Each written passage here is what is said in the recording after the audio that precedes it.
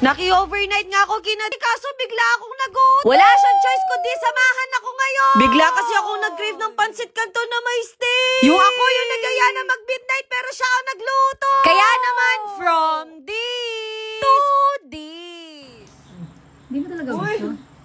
At eto nga, alauna na ng madaling araw, nagising pa ako. Ewan ko ba sa tiyan na to, bakit ngayon pa sumumpo?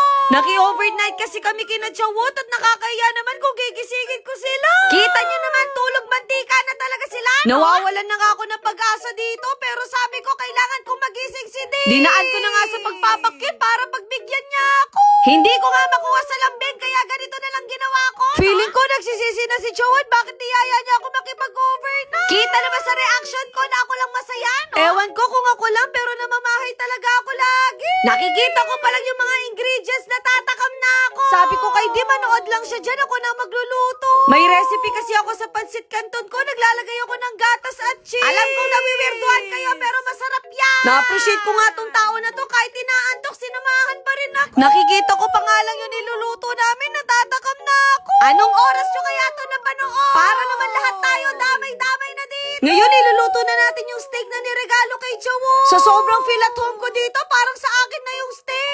Siguro kapag wala na kayo nakitang vlog na nasa rest house nila ako, alam nyo na. Napaka-social ng steak na to, minamassage pa namin. Tinanong ko nga kung moderate o hard, kaso gusto niya hard. At dahil napaka-demanding ng steak natin, lulutuin ko muna tong asparagus. Kapag talaga nakakasama ko si Chawot sa pagluluto, laging princess treatment. Kung magaganda-gandahan lang ang iaambag ko. Paano kung natuloy talaga yung kasal, di ganito din yung set up? Hoy, huwag ka mag-imagine. Yung gusto ko nga sa steak, yung medium rare. At talaga naglalaban yung gutom at antok namin. Bigla ko tuloy naalala yung me at D challenge namin kasi ito din yung niluto ko sa kanya noon. Grabe, napakabilis talaga ng panahon. Pero masasabi ko, yung closeness namin ni Chawot, mas deep na talaga. At doon ko na-realize na hindi ko pa pala talaga kilala tong tao na to. Pero kung i-compare ko yung dati at ngayon na version ni Chawot, mas gusto ko talaga yung ngayon. Basta ang masasabi ko, sobrang genuine talaga niya.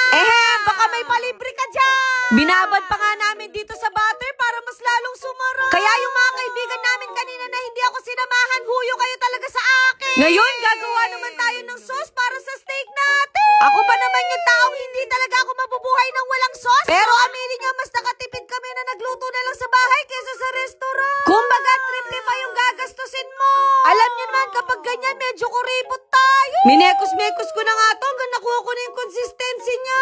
Ngayon naman, titikman na natin. Sabi ko, wag na tayo mag-inarte, pwede na to. Kasi baka umaraw na hindi pa kami tapos dito, no? Alam nyo, naninibago talaga ako sa sarili ko simula nung nag-vlog ako.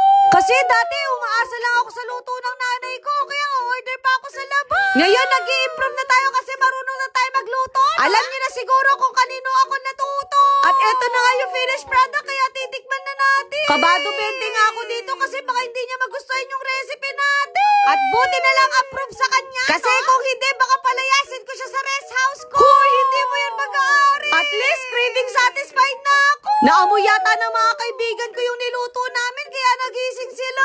At dahil hindi ko sila matiis, binigyan ko na din sila. Hindi mo talaga gusto?